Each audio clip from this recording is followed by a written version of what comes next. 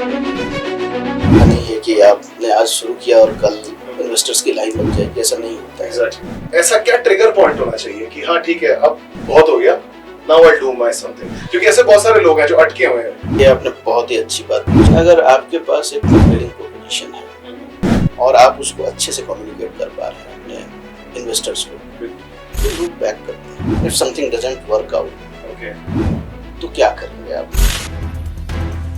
Challenge आते हैं, getting the right mix of the team. अच्छा, कभी आसान नहीं। एज सीईओ मेरे लिए what worked for me was that collaborative approach. Job से बिजनेस स्विच करना, उसमें क्या मेंटालिटी चाहिए होती है, क्या मोटिवेशन होना चाहिए इंसान के अंदर? So entrepreneurship is about Yes. solving some kind of problem. 100%. आपको अगर ये लगता है कि आपके पास उस प्रॉब्लम को सॉल्व करने का बेहतर तरीका है और आप बेहतर वैल्यू क्रिएट कर सकते हैं उसकी वजह से, तो आपको डेफिनेटली प्लंज लेना चाहिए, आपको वो करना चाहिए। मेरा टू वे कम्युनिकेशन नहीं है ना, I am the alone who is handling entire thing. तो मुझे कौन बताएगा? सिग्नल मिलते हैं आपको, रिजल्ट्स आपको मिलेंगे, आपकी जो प्लान होगी वो सक्सेसफुल नहीं होगी, सब ऑप्टिमल रिजल्ट्स हैं, तो सिग्नल आपको मिलते हैं। जो बेसिक चीज़ें होती हैं या जो आपका बेसिक पर्सनालिटी का जो आपका व्यक्तित्व बनता है, जी, मेरा ख्याल है वो फॉर्मेटिव ईयर्स में ही बनता है। कोशिश ये भी होनी चाहिए कि आपके आसपास थोड़े पॉजिटिव लोग रहें जो आपको मोटिवेट करें। You should never stop learning, ये बड़ी इंपॉर्टेंट होती है। हेलो नमस्कार, मेरा नाम गौरव कृष्ण तिवारी है। बियॉन्ड टॉक्स के नए एपिसोड में मैं आपका स्वागत करता हूं। हमारे साथ हैं नीलोत्पल पाठक जी। ये एक एंटरप्रेन्योर हैं और इनकी काफ़ी सारी कंपनीज में इन्वेस्टमेंट्स हैं, काफ़ी सारे स्टार्टअप्स को सपोर्ट करते हैं और इनसे हम एक बेसिक कन्वर्सेशन करेंगे जिसमें हम जानेंगे कि एक बिजनेस को कैसे ग्रो किया जा सकता है और अगर वो ऑलरेडी ग्रोथ पे है तो उसको कहाँ तक ले जाया जा सकता है, कितनी लिमिट हो सकती है एक बिजनेस की। सो नीलोत्पल पाठक जी, स्वागत है आपका हमारे पॉडकास्ट में। सर, इस कन्वर्सेशन को जैसे मैंने इंट्रोडक्शन में बोला, बिल्कुल बेसिक रखेंगे। जी जी बिल्कुल। मैं आपसे सबसे पहले पूछना चाहता हूँ कि आपकी जर्नी स्टार्ट कैसे हुई, कहाँ से स्टार्ट हुई और अभी आप कहाँ पर हैं और बीच में आपका क्या रहा, आपका मतलब पूरा? जी जी, तो मेरी पढ़ाई लिखाई ग्रेजुएशन तक बिहार झारखंड में हुई। हाई स्कूल, फिर +2 और ग्रेजुएशन दुमका से हुआ, जो अब झारखंड में, पहले तो बिहार था। जी जी। इसके बाद मैंने अपनी MBA की पढ़ाई, post graduate diploma in rural management, वो आनंद से की, institute of rural management, Gujarat में। जी जी। मेरी जो नौकरी का समय था, जब मैं एम्प्लॉई था जी, वो 2016 तक था। इसके बाद I became part of I farm ventures as partner, okay, और उसके बाद हमने कई सारी चीज़ें की हैं, जैसे we set up BSE agricultural markets in collaboration with, it's a joint venture with जहाँ बॉम्बे तक स्टॉक मैं एक्सचेंज। कैलकुलेट कर पा रहा हूँ सर, 2016 में अगर आप गुड़गांव आए तो मेरे ख्याल से एंटरप्रेन्योर जर्नी आपकी गुड़गांव से ही स्टार्ट हुई है, शायद 9 साल आप कह सकते हैं 2017 से। जी हाँ हाँ जी सर। बिहार से गुरुग्राम, जी जी। वैसे तो आपको आज ही की लाइफ अपनी अच्छी लग रही होगी, हर आदमी को प्रेजेंट ही अच्छा लगता है ज्यादातर, बट आपको क्या फर्क है? जैसे आप बिहार के एक छोटी सी जगह से आप गुरुग्राम तक आए हैं, तो इस जर्नी में आपको मतलब कुछ लगता है कि बहुत चेंजेस आए हैं? As a person I am sure आप ग्रो भी हुए होंगे, चेंज भी हुए होंगे, but do you really miss that part और यू हैप्पी विद? नहीं, हैप्पी तो हूँ, definitely I am happy, but I miss that also, क्योंकि उसकी भी एक अपनी ब्यूटी है जी। और जो बेसिक चीज़ें होती हैं या जो आपका बेसिक पर्सनालिटी का जो आपका व्यक्तित्व बनता है, जी, मेरा ख्याल है वो फॉर्मेटिव ईयर्स में ही बनता है। एब्सोल्युटली। जो आपके हाई स्कूल या कॉलेज वाला जो समय होता है, पढ़ाई में बेसिक कैसे था हिस्सा, सर? मैं कहूँगा बात करने से तो लगता है बच्चे ही रहे होंगे हमेशा। हाँ, मतलब औसत से बेहतर तो था ही। अच्छा अच्छा अच्छा। जी मैं औसत से नीचे था, बैक बेंचर। सर, मेरा ये बड़ा कॉमन सा क्वेश्चन है जो व्यूअर्स को भी बहुत हेल्प करेगा। जॉब से बिजनेस स्विच करना, एक तो होता है कि आपको इनहेरिटेंस मिलती है कि आप देयर इज अ फैमिली, वो कुछ एक अच्छे स्टेज तक पहुंच गया है बिजनेस उनका, then you get a spoon कि अच्छा ठीक है अब आप इसको आगे लेके जाओ, born with a silver spoon जो हम सब कहते हैं। बट जॉब से बिजनेस स्विच करना, it takes something, it takes a guts to first of all taking a decision. क्योंकि ज्यादातर क्या होता है कि जॉब एक तरह का, जो आजकल सारी बुक्स में भी हम पढ़ते भी हैं, आजकल रील्स का जमाना, रील्स में देखते भी हैं कि ये कि ड्रग की तरह है कि जो आपको ड्रग दिया जाता है so that you will be loyal to that company. तो उस ड्रग को छोड़कर बिजनेस स्टार्ट करना, उसमें क्या मेंटालिटी चाहिए होती है, क्या मोटिवेशन होना चाहिए इंसान के अंदर, या ऐसा क्या ट्रिगर पॉइंट होना चाहिए कि हाँ ठीक है अब बहुत हो गया, now I do my something, और या फिर जो मैं कर रहा हूँ उसमें मेरे को इतना सेटिस्फैक्शन नहीं मिल रहा है, probably I will follow something where I get satisfaction. इसमें सर आप, ये बहुत लोगों को हेल्प करेगा जो आप अब जो बताएंगे इसके अंदर से, क्योंकि ऐसे बहुत सारे लोग हैं जो अटके हुए हैं, जॉब में अटके हुए हैं पिछले 5-5 साल से, दे आर वेटिंग कि अपॉर्चुनिटी आएगी तो जाएंगे। जी जी जी, नहीं नहीं, बहुत से लोग, ये बहुत ही रेलेवेंट सवाल है। यस मेरा जो थैंक यू मानना है सर, यस कि एक चीज होती है कि आप कई बार आपके एंटरप्रेन्योरशिप की वजह क्या है, मुझे जो समझ में आता है कि कई बार आप देख रहे होते हैं कि चीजें हो रही हैं, somebody is looking to solve a problem, business problem या कोई भी किसी भी तरह की प्रॉब्लम को एड्रेस कर रहा है। So entrepreneurship is about solving some kind of problem. 100%। आपको अगर ये लगता है कि आपके पास उस प्रॉब्लम को सॉल्व करने का बेहतर तरीका है और आप बेहतर वैल्यू क्रिएट कर सकते हैं उसकी वजह से, तो आपको डेफिनेटली प्लंज लेना चाहिए, आपको वो करना चाहिए। ओके।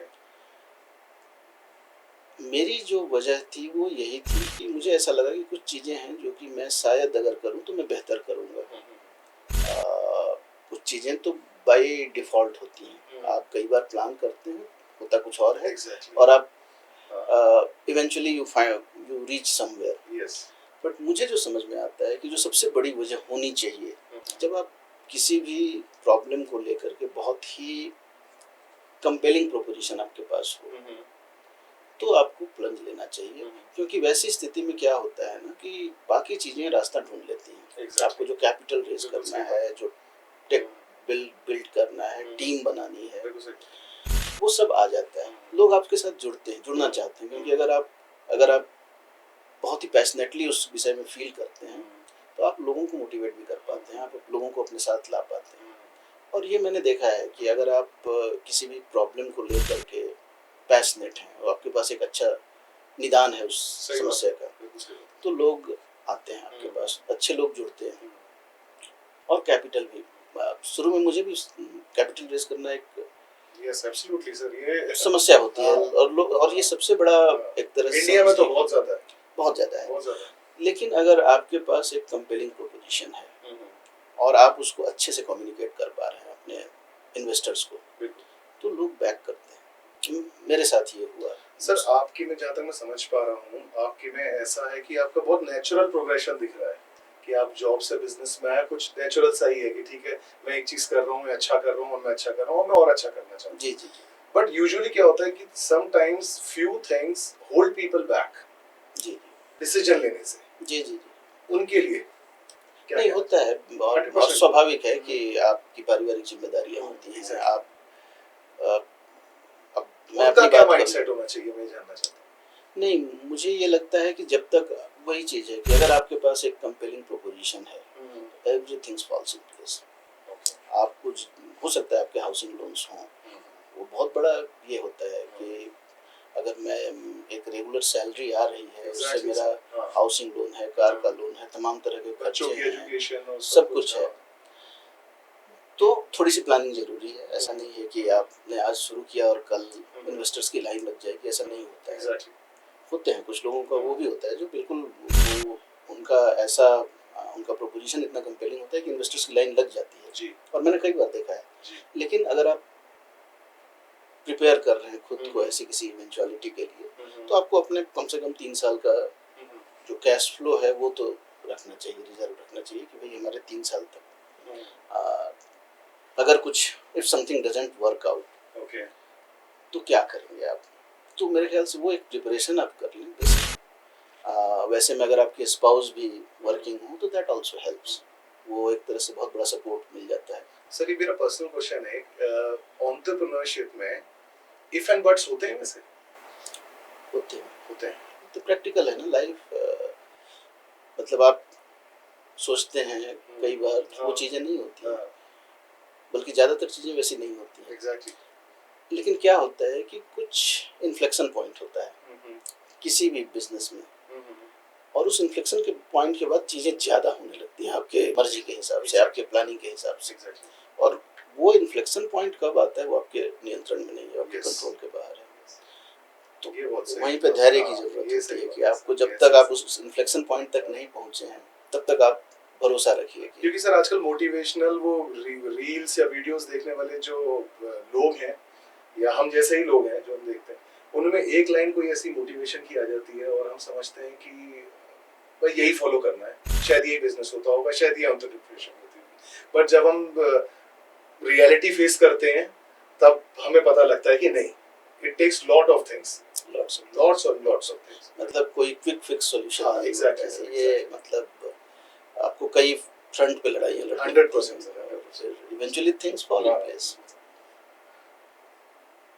आपके सर जर्नी में मुझे ऐसे बात करते हुए आपसे लग नहीं रहा कि आपको ज़्यादा चैलेंजेस आए होंगे, क्योंकि कई बार क्या होता है कि कईयों से आप बात करते हैं तो उसमें स्टार्टिंग में या उसमें आपको थोड़ा सा पता लग जाता है कि हाँ अच्छा ऐसा हुआ था, अच्छा था। मुझे लगता है आपका एटीट्यूड इस तरीके का है कि you take things in your stride. Sir correct करिए अगर मैं गलत हूँ तो। नहीं बिल्कुल आपने सही कहा, चैलेंज आते हैं। हाँ, मैंने ये मैं क्या रहे आपके चैलेंजेस? कई तरह के रहे। मैं बताऊंगा जैसे getting the right mix of the team. अच्छा।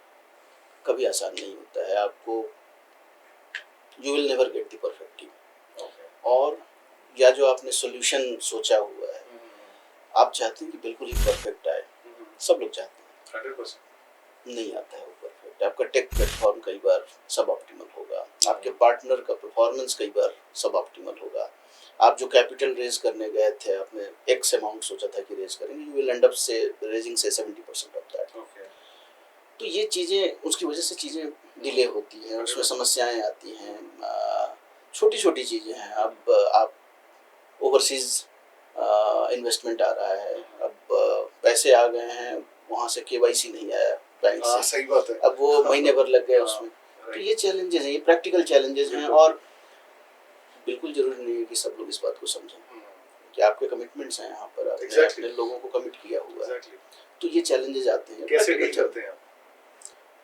प्रयास करते हैं। आपने तो सर प्रयास बोल दिया बट ये प्रयास बहुत बड़े प्रयास होते हैं। आप एक स्माइल के साथ अभी प्रयास कर लेते हैं, बट लोगों के लिए तो बहुत ही टफ होता होगा। नहीं टफ तो होता ही है, आसान आसान नहीं नहीं के लिए नहीं कभी आसान कैसे मेंटेन रखें ऐसा एटीट्यूड सर? आप लार्जर पिक्चर जरूर देखें, हमेशा लार्जर पिक्चर को कभी नहीं भूलना चाहिए। क्योंकि वो क्या होता है कि ये सारे जो चैलेंजेस हैं ना, ये टेम्पररी हैं, क्षणिक हैं। संस्कृत का एक बड़ा सुंदर शब्द है ना, क्षणिक है ये। जी जी जी, ट्रांजिएंट है जी। जो लार्ज पिक्चर है ना, वो रहता है, वो आपके दिमाग में हमेशा रहना चाहिए कि अल्टीमेटली करना तो वो है ना, होगा तो होगा, और वो जो होगा वो काफ़ी खूबसूरत होगा, काफ़ी बड़ा होगा, उसका इम्पैक्ट बड़ा होगा। तो वो अगर क्लैरिटी आपको है कि ये सारी चीज़ें जो है ना, ये this things are part of the process. Visualization, manifestation, ये सब करते हैं? बिल्कुल करते हैं आप? बिल्कुल, जब मौका मिलता है तब करते हैं, हमेशा करते हैं। अच्छा। You need to keep telling yourself. Okay. और जब आप जैसे अपनी टीम से भी आप बात करते हैं तो most of the times you talk to yourself, you are not talking to the team.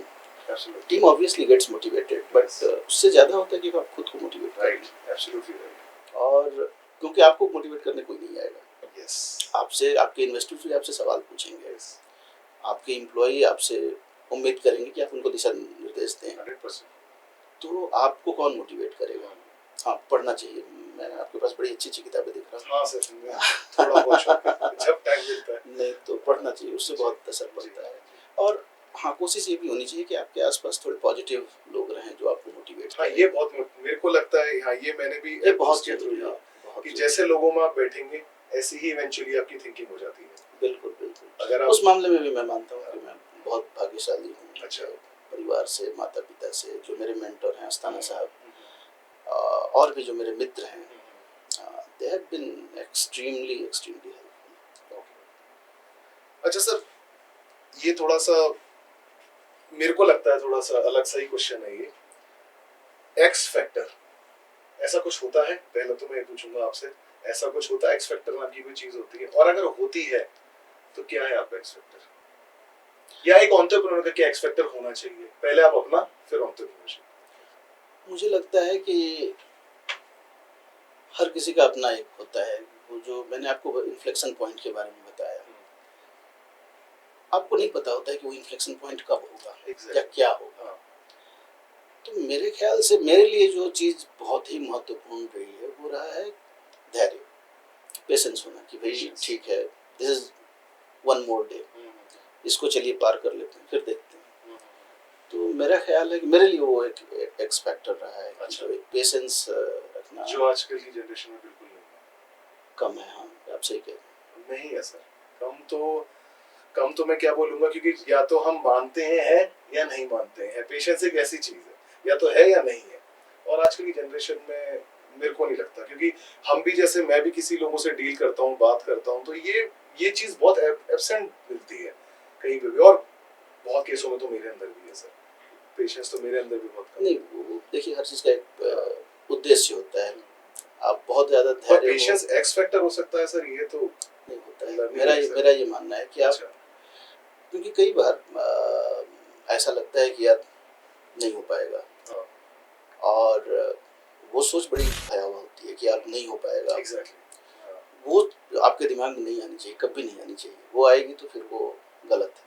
तो वहीं पर आपका जो खुद का एक मोटिवेशन है, थोड़ा सा जो आपकी वो कहीं से भी आए, वो हो सकता है कि आपके स्पिरिचुअल ये से आ जाए, वो आपके कुछ पढ़ने से आ जाए, या आप जिन लोगों के साथ रह रहे हैं उनसे बात करके आ जाए, वो बड़ी महत्वपूर्ण होती है। सर जैसे आजकल स्टार्टअप का माहौल है, हम सब जगह सुनते हैं, टीवी में हमारे ऑनरेबल प्राइम मिनिस्टर सब आजकल यही बात कर रहे हैं, स्टार्टअप की बात कर रहे हैं। तो फॉर एग्जांपल, जैसे मैं अपना एग्जांपल लूँ, अगर मेरे पास आज जेब में 10,000 रुपए हैं, 10,000 रुपए से हम ज्यादा यूनिकॉर्न और उन सब की बातें नहीं करते, हम 10,000 रुपए से मैं 1 करोड़ की जर्नी कैसे तय कर सकता हूँ, और उसके लिए क्या क्या रिक्वायरमेंट है, और एज अ पर्सनैलिटी ऑल्सो, कि मेरे अंदर क्या क्या चीजें होनी चाहिए या मुझे लर्न करनी चाहिए। एक्सटर्नल एनवायरनमेंट तो चलिए सर किसी के कंट्रोल में नहीं है, बट मेरे अंदर और कैसे मुझे चलना चाहिए 10,000 से 1 करोड़ की जर्नी आपके हिसाब से? तो इस पर मेरी जो सोच है वो ये है कि इसका कोई टेम्पलेट नहीं होता है। शुरुआत आपकी 10,000 से ही होगी। मैं ईमानदारी से बताऊं, जब मैंने अपनी पहली कंपनी सेटअप की थी तो मेरा उसमें इक्विटी कंट्रीब्यूशन 10,000 रुपये ही था। तो व्हाट अ कोइंसिडेंस। तो बट जाहिर सी बात है, आप 10,000 रुपये से नहीं कर सकते, लेकिन शुरुआत वहीं से होती है। अब आपके कुछ स्ट्रेंथ्स हैं, मेरे अलग होंगे, हर किसी के अपने अपने अलग होंगे। मेरा स्ट्रेंथ जो मुझे समझ में आया था उस वक्त ये था कि मैं, अगर मुझे कैपिटल रेज करना हो, मैंने वो किया है अपने कैरियर में, most of the times I have done that. तो एक जो भी मेरा ये था, प्लान था, बिजनेस प्लान, वो मैंने अच्छे से, उसका पिच अच्छे से तैयार किया, इन्वेस्टर्स के पास गया, उनको पिच किया, and they agreed to, you know, so I wanted to raise 10 crore, I ended up raising 7 crore. तो शुरुआत हो गई हमारी, और जो कैपिटल कंट्रीब्यूशन था 10,000 रुपये ही था। सर आप में परसुएसिव पावर ज्यादा है या वही अगेन एक्स फैक्टर आपका पेशेंस? नहीं, परसुएसिव तो मैं हूँ, बट मेरा परसुएशन ना वो एग्रेशन वाला नहीं है। अच्छा। मैं बहुत ही धैर्यपूर्वक लोगों को परसुएट करता हूँ। हाँ, जी जी जी। तो और कहीं ना कहीं आपको भी एक you need to draw a line कि भाई ठीक है, यहीं तक हम करेंगे, इसके बाद फिर आई विल मूव ऑन। तो वो चीज़ मैं करता हूँ। तो मेरा स्ट्रेंथ वो था कि कैपिटल रेज करना। Okay. और जो मेरे पार्टनर थे उनका उनका दूसरा स्ट्रेंथ था, जी। Was more operationally Okay. Very very sound, getting the right kind of team in place. He had all those strengths. तो वहाँ पर मुझे लग रहा है ना कि अगर आपकी जो टीम है, जो एक फाउंडर को फाउंडर की टीम होती है, उनका जो एक आपस का कोऑर्डिनेशन होता है, वो भी बड़ी महत्वपूर्ण। सर मैं थोड़ा सा आपसे जानना चाहूँगा, जो हम अभी थोड़ी देर पहले डिस्कशन भी कर रहे थे, जो मुझे बहुत इंटरेस्टिंग लगा था कि आपने थ्रू आउट जो आपका करियर था उसमें आपने कैपिटल रेज करना एंड ऑल दैट, इन्वेस्टमेंट, इन्हीं सब में आपने ध्यान दिया। All of a sudden you have to take a plunge to become a CEO.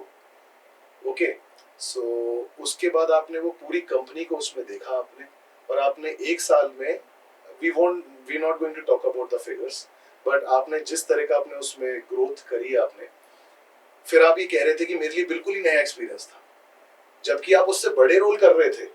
But as a CEO जब आपने चेंज किया उसमें, और आपने एक साल उसके अंदर जो टाइम इन्वेस्ट किया आपने, और अपनी कंपनी को 5 फोल्ड ले गए आप, तो उसके बारे में थोड़ा सा बताइए, क्योंकि ये बहुत लोगों के लिए लर्निंग हो गई इसके अंदर। अच्छा। तो तो मेरा बैकग्राउंड अब जी। हाँ। मैंने ऑपरेशनली कभी काम नहीं किया जी। मेरा स्ट्रेंथ जो एक कहते हैं ना कि टिपिकल एमबीए का पावर पॉइंट बनाना, एक्सेल पे काम करना, वर्ड पे रिपोर्ट लिखना, ये प्रोफाइल था मेरा। और मैं कहूँगा कि मुझे मजा भी आता था, आई एंजॉयड दैट। और लोगों से बात करना। तो जब काम करना पड़ता है, जब चीज़ें एग्जीक्यूट करनी होती है, तो थोड़ा सा आपको ओरिएंटेशन बदलना पड़ता है। ईमानदारी की बात यह है कि मैं इसके लिए प्रिपेयर्ड नहीं था। और प्रिपेयर्ड नहीं था, इसके अलावा ये ज़रूरत भी है, ये मुझे किसी ने बताया भी नहीं था। तो देन ये चीज़, नई चीज़ आई, मुझे एग्जीक्यूट करनी थी चीज़ें, तो टीम को अलाइन करना सबसे पहला काम होता है। सर एग्जीक्यूट करना और एक्सेल करने में फर्क होता है, आपने दोनों किया, इसीलिए जानना चाहता हूँ। आपने एग्जीक्यूट भी किया, आपने एक्सेल भी किया उस चीज़ को। तो उसमें मैं, उसका क्रेडिट टीम को ज़्यादा है। ईमानदारी की बात यह है कि मैंने टीम को अपने साथ अलाइन किया, उनसे बातें की। Very modest. नहीं, ये ईमानदारी की बात। That's good. तो जैसे टीम थी हमारी, मैंने टीम से बात की, टीम से लगातार, मेरा ये मानना है कि कम्युनिकेशन हेल्प्स। अगर आप उनको कॉन्फिडेंस दें टीम को, तो टीम भी आपके ऊपर भरोसा करती है, और फिर वो अलाइन हो जाए ना, तो फिर अच्छे रिजल्ट्स आते हैं। और कई बार आपको मोटिवेट करने के लिए बहुत ज़्यादा बोलने की ज़रूरत नहीं होती। आप उनके साथ संलग्न हो जाएं, मिल के साथ काम करें, तो वो उसका असर दिखता है। मुझे यही लगता है कि जो एज सीईओ मेरे लिए what worked for me was that collaborative approach. क्योंकि आप, मुझे पता था कि जैसे कई सीईओ होते हैं ना जो रॉक स्टार होते हैं, मुझे पता था कि I am not a rock star, I am more of A you know backroom worker, या जो भी आप कह लें, स्ट्रैटेजिस्ट। बट अगर आप कोलैबोरेटिव, टीम को कॉन्फिडेंस दें, टीम को आपसे इनसिक्योर नहीं होना चाहिए, ना आपको टीम से इनसिक्योरिटी हो, तो उससे बहुत फर्क पड़ता है। ये भी सर बहुत जरूरी है, नोइंग योरसेल्फ। कई लोगों को खुद का नहीं पता होता। ये मैं कहूँगा ना, ये मेरी एक बड़ी स्ट्रेंथ रही है कि अपने लिमिटेशंस को मैंने बड़े अच्छे से समझा हुआ है। अब ऐसा क्यों होता है कि आज भी ratio, I am talking about globally, not everybody succeed. Effort सबके होते हैं, ऐसा नहीं है कि एफर्ट सारे 100% हो सकता है। जो सक्सीड नहीं कर पा रहा है वो शायद 1000% दे रहा होगा अपने एफर्ट, और जो सक्सीड हो रहा है वो शायद 100 भी नहीं दे रहा होगा। बट ऐसा ये क्या होता है, जो फर्क होता है, ये क्या होता है कि कोई कम एफर्ट में अच्छे रिजल्ट निकाल लेता है, कोई बहुत ज्यादा एफर्ट में भी स्टैंड भी नहीं कर पाता है चीज। क्या रीजन होता है सर इसका? तो मेरा जो मानना है ना कि आपकी जो सफलता होती है, it's driven by multiple things. आपकी मेहनत 100% चाहिए, आपके आइडियाज, आपका एग्जीक्यूशन, आपकी टीम, आपका कमिटमेंट, वो सब जरूरी है, आपका मेंटर, सब जरूरी है। मुझे जो समझ में आता है कि कई बार आपको जो आपकी कमियों को करेक्ट करने की जो चीज़ होती है, मैंने ये देखा है कि बिजनेसेस सक्सेसफुल ज़्यादा वही हुए हैं जिन्होंने समय पे पिवट किया है। एंटरप्रेन्योर अकेला बिजनेस कर रहा है, ठीक है, उसके पास फिर बताने के लिए तो एम्प्लॉई है नीचे, जी जी अगर गलती कर रहा है तो नीचे एम्प्लॉई है। और ये बहुत ही कम ऐसे केस मिलेंगे, your exception sir in that, कि आप, क्योंकि this is the only reason I said you are being a leader. Once you are leader, you, there is a two way communication. But अगर for example two way communication नहीं है, जैसे कोई example, मैं अपना एग्जांपल लेता हूँ, for example अगर मेरा टू वे कम्युनिकेशन नहीं है ना, I am the alone who is handling entire thing, तो मुझे कौन बताएगा या मुझे कैसे रियलाइज होगा?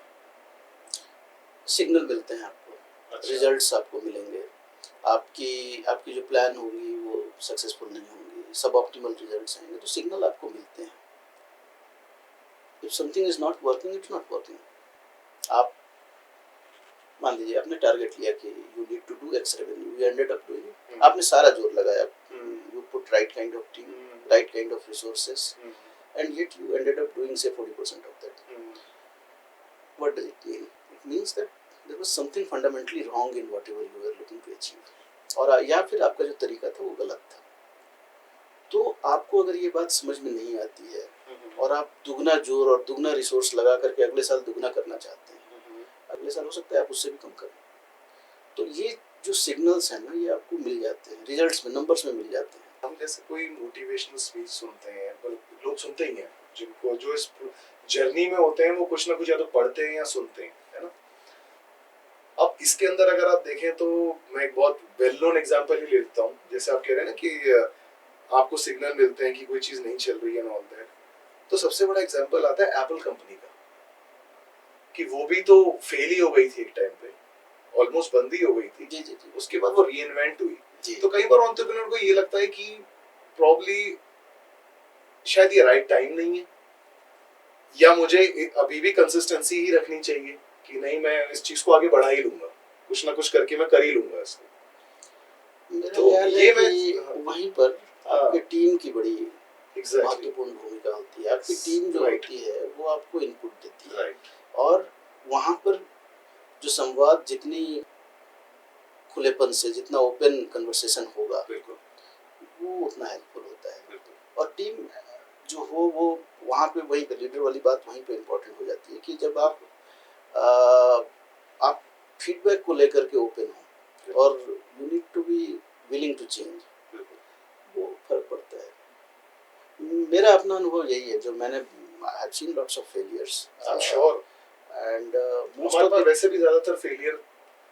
और एक और बात है, मैंने एक चीज और देखी है कि जो लोग फेल होते हैं दे लर्न मोर। एब्सोल्युटली। मतलब हालांकि वो लोग सेलिब्रेट नहीं होते हैं, तो कई बार वो it affects them psychologically also, but failure always offers learning. Absolutely.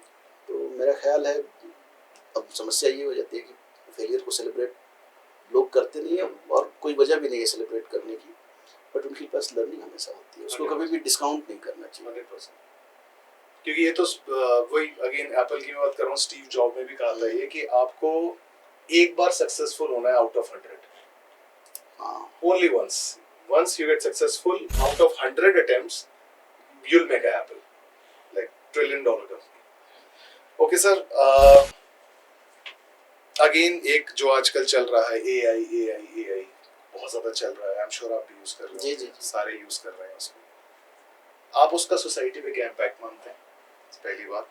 दूसरी बात, AI is really a curse to our society, और मैं कहूँगा हमारे लिए वो हेल्पिंग है, या फिर वो सही में ही ऐसा है, क्योंकि न्यूज़ ज्यादातर नेगेटिव चलती है कि वो जॉब्स खत्म कर देगा या ये कर देगा, और कई जगह तो शायद हुआ भी है, कई सारी आईटी फर्म्स में हुआ भी ऐसा। तो ये एक एआई ह्यूमन को सपोर्ट करने का एक प्रोडक्ट है, या फिर human capability, human thinking, human thoughts को डिस्ट्रॉय करने का प्रोडक्ट है?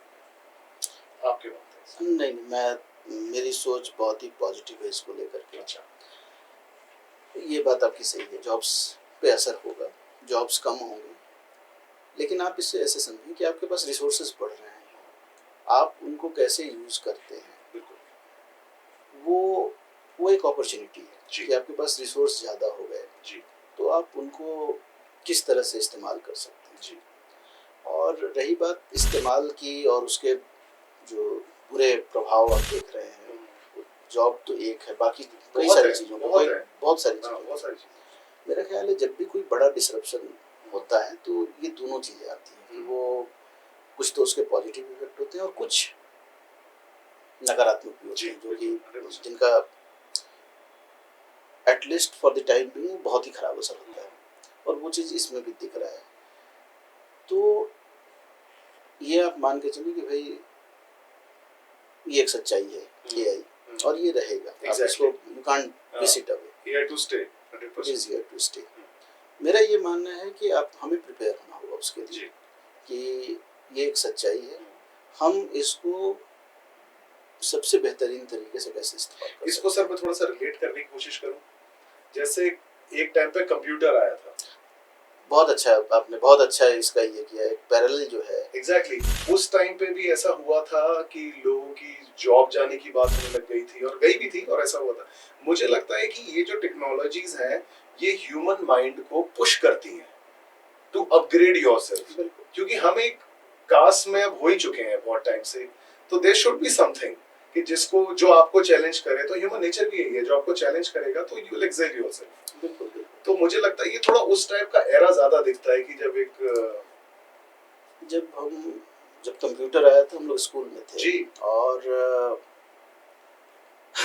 जो पहला कंप्यूटर मैंने देखा था वो रेलवे स्टेशन पर देखा था, टिकट ये करते हुए। अच्छा तो ये समझ में आया था, उस समय लोग कहा करते थे कि भाई भविष्य में ऐसा होगा कि अगर आप कंप्यूटर लिटरेट नहीं हैं तो आप इलिटरेट हैं। हाँ एग्जैक्टली आपकी ये वर्ड बहुत था। हाँ बहुत हाँ ये कहा जाता था हाँ, कि सीखो हाँ, कंप्यूटर हाँ, सीखो, बहुत लोग सीखते थे 100%। हाँ और लोगों ने सीखा और उसका इस्तेमाल किया, और Exactly. आपने देखा होगा कि जिन्होंने इस्तेमाल नहीं किया वो लोग कहीं ना कहीं पीछे रह गए, बिल्कुल। और कोई नहीं चाहता है कि ऐसा हो। मेरा ख्याल है यहाँ पर भी वही होगा कि आपको खुद को ट्रेन करना पड़ेगा, आपको इस स्थिति में खुद को लाना होगा जहाँ आप इन सारी जो एडवांसमेंट हो रहे हैं बिल्कुल इनका आप इस्तेमाल कर पाएँ। क्योंकि मेरे को याद है कि मेरी दादी ये कहती थी, काफी पुरानी बात है ये, कि ऐसा एक टाइम आएगा जब कंप्यूटर तब मतलब डेस्कटॉप तब आई थे, तब कोई ज्यादा वो भी नहीं था जैसे एआई है आज, कि एक ऐसा टाइम आएगा जब आमने सामने लोगों से आप बात कर लोगे, and we are doing it. So ये है, तो मैं भी इसको पॉजिटिव वे में ही देखता हूँ। पर हाँ ठीक है, जॉब जाएंगी तो आपको एक अपॉर्चुनिटी भी मिलेगी कि आप उसको अपने स्किल्स को अपग्रेड करें थोड़ा सा, to gel with that AI thing. Okay sir, आप फ्री टाइम आप कैसे अपना स्पेंड करते हैं, कैसे आप, वैसे तो आप एक स्माइल के साथ आप काम करते हैं तो आप उसको भी हॉलीडे या वेकेशन की तरह फील करते होंगे, बट फिर भी हर इंसान को एक फ्री टाइम चाहिए होता है जहाँ वो रिलैक्स हो सके, फैमिली फ्रेंड्स के साथ बैठ सके, बात कर सके। तो कई बार कोई लोग फोटोग्राफी में इंटरेस्ट लेते हैं, some people travel a lot, some people just yoga, meditation, reading books. आपका क्या है? मैं ये सारी चीज़ें करता हूँ, सारी चीजें करते हैं आप? मैं पढ़ता भी हूँ, कोशिश करता हूँ जितना पढूं। अच्छा, न्यूज़पेपर मैं रोज पढ़ता हूँ। वेरी नाइस सर, और ये मेरी भी हैबिट है सर। हाँ ये थोड़ा सा मतलब अगेन दिस इज आल्सो ये वही बचपन वाली चीज़ जी। है, बचपन से पढ़ना शुरू किया Exactly. तो आज तक पढ़ते हैं। Exactly. और वो भी है कि एक न्यूज़पेपर जो उस समय पढ़ा करते थे अभी भी वही पढ़ते हैं। हाँ, मैं नाम नहीं लूंगा, बट मैं वही पढ़ता हूँ, आज तक वही है। वो हैबिट हो जाती हाँ है। एग्जैक्टली। तो एक तो वो है, फिर कोशिश करती है कि किताबें कुछ मिल जाए, अच्छी इंटरेस्टिंग किताब हो तो पढ़ें। You are early riser sir, early bird, और या डिपेंड करता है? डिपेंड करता है। क्या होता है ना कि आप जो, जैसे आपने ट्रैवल का कहा, तो travel for me has been the work. I mean लोग छुट्टियों के लिए ट्रैवल करते हैं, हम काम के लिए ट्रैवल करते हैं। एग्जैक्टली। तो ये मैंने बहुत किया है, काफ़ी ट्रैवल किया है। अभी भी सप्ताह 2 सप्ताह में 2-3 दिन का ट्रैवल रहता ही है। अच्छा, तो that has been part of work. Domestic. अच्छी कन्वर्सेशन आपसे ऑल टुगेदर हुई है, मेरे को तो बहुत सारे टिप्स मिले आपसे बात करके, थैंक्स अ लॉट वो भी। बट आप कौन सा ऐसा बिजनेस टिप, 1 2 या 5, जो भी आपको लगता है, जो बेस्ट आपको लगता है कि अगर कोई बिजनेस में जाना चाहता है, प्रॉब्ली फ्रॉम जॉब और एग्जिस्टिंग बिजनेसमैन और whatever, whosoever want to do something good in business, क्या आपका 3 अच्छे बेस्ट टिप जो आप देना चाहेंगे कि ये आप ये 3 चीज फॉलो करो, nobody can stop you?